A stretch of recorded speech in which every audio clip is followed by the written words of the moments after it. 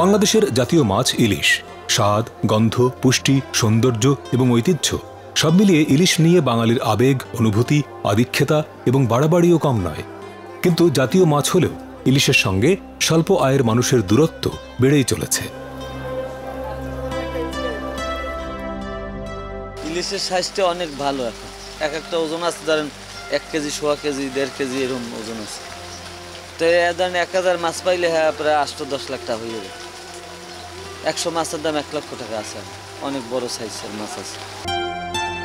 ইলিশের দাম নিয়ে ক্রেতারা তো বটেই, বিক্রেতারাও খুশি নন, কেননা ইলিশের দাম সবসময়ই বেশি। যে মৌসুমে জেলেদের জালে অনেক পরিমাণে ইলিশ মাছ ধরা পড়ে, সে মৌসুমেও যে ইলিশের দাম কমে যায় তা নয়। অর্থাৎ সরবরাহ বাড়লেই দাম কমে যাবে, অর্থনীতির এই সহজ সূত্র যেন ইলিশের বাজারে এসে ব্যর্থ হয়ে যায়। ইলিশ মাছ 1 কেজি কিনতে গেলে বর্তমান মনে হচ্ছিল 1000, 1500, 2000 টাকা লাগে। এই আমাদের সাধারণ মানুষ খাওয়ার মতন পরিস্থিতি নাই। শোনা যায় আড়তদাররা ইলিশের দাম সবসময় উঁচুতে তুলে রাখেন। ট্রলার ভরে মোকামে মাছ এলেও তারা সবসময় একটি সংকট জিইয়ে রাখেন। ক্রেতাদের বোঝাতে থাকেন যে চাহিদার তুলনায় মাছ কম। তবে তাদের পক্ষ থেকে বলা হয় ইলিশ মাছ আহরণের খরচ অনেক বেশি এবং এই খরচ দিন দিন বেড়েই চলেছে।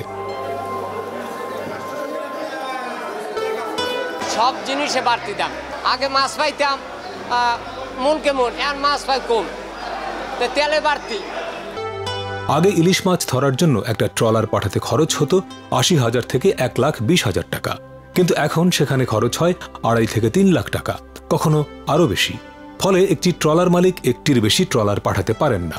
আবার তিনি যে টাকা খরচ করে ট্রলার পাঠান, সেই ট্রলারে জেলেরা যদি পর্যাপ্ত ইলিশ না পান, তাহলে মোটা অঙ্কের লোকসানও গুনতে হয়। ফলে কোনো ট্রলার মালিক যদি অনেক ইলিশ পেয়েও যান, তিনি আগের লোকসান পুষিয়ে নিতে চান, সেই সঙ্গে তিনি লাভ করতে চান, না হলে এই পেশায় টিকে থাকা কঠিন। আগে বাজার করতে একটা ট্রলারে বাজার করতে লাগবে 1 লাখ টাকা, 80,000 টাকা, 90,000 টাকা। এখন একটা বোর্ডে বাজার করতে টাকা লাগে 4 লাখ, 3.5 লাখ, 2 লাখ, 2.5 লাখ। একটা বাজার টিকিট দিতে গেলে এক মালিকে একটা বাজারের বেশি দিতে পারতেছে না। পরে যে বাজার দেবে, পাড়াই দেবে, এই টাকা তার তৌফিক নাই।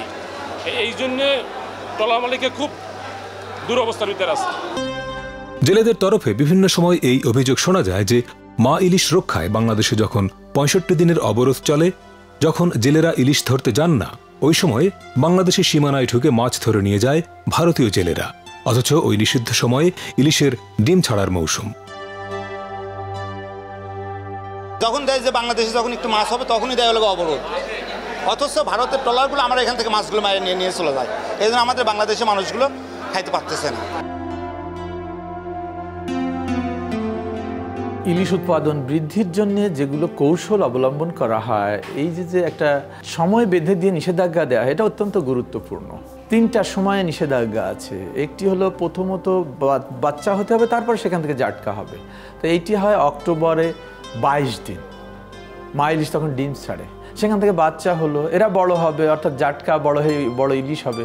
এটা 2 মাস, 1 মার্চ থেকে 30 এপ্রিল। আর এরা আবার সাগরে ফিরে গিয়ে পরের বছরের জন্য আবার ডিম দেওয়ার জন্য প্রস্তুত হবে, বড় হবে।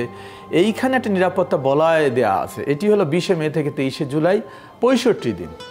এইখানে ভারতের সঙ্গে বাংলাদেশের এই যে একটা ব্যান্ড পিরিয়ডের ব্যতিক্রম, বাংলাদেশে 20 মে থেকে 23 জুলাই 65 দিন, আর ভারতে সেটি 15 জুন পর্যন্ত চলে। অর্থাৎ 15 জুন থেকে 23 জুলাই, এই সময়টা লম্বা সময় বাংলাদেশের জেলেরা পেটে পাথর বেঁধে তারা সেই ইলিশ ধরছে না, খাচ্ছে না, তার কাছে যাচ্ছে না। দুর্ভাগ্যজনকভাবে পানির নিচে মাছ, তারা তো আর ভৌগোলিক সীমারেখা জানে না, তাদের তো পাসপোর্ট ভিসা লাগে না, তারা তো ঠিকই বাংলাদেশের জলসীমা থেকে ভারতীয় জলসীমায় চলে যাচ্ছে। না গেলেও অসাধু মৎস্যজীবীরা, তারা ভারতের জেলেরা, তাদের ভিতরে নিষেধাজ্ঞা থাকে না, এই সুযোগটা নিয়ে তারা আমাদের এই ডিমওয়ালা মা ইলিশ ধরে ফেলে, যেটা বিরাট ক্ষতির কারণ হয়।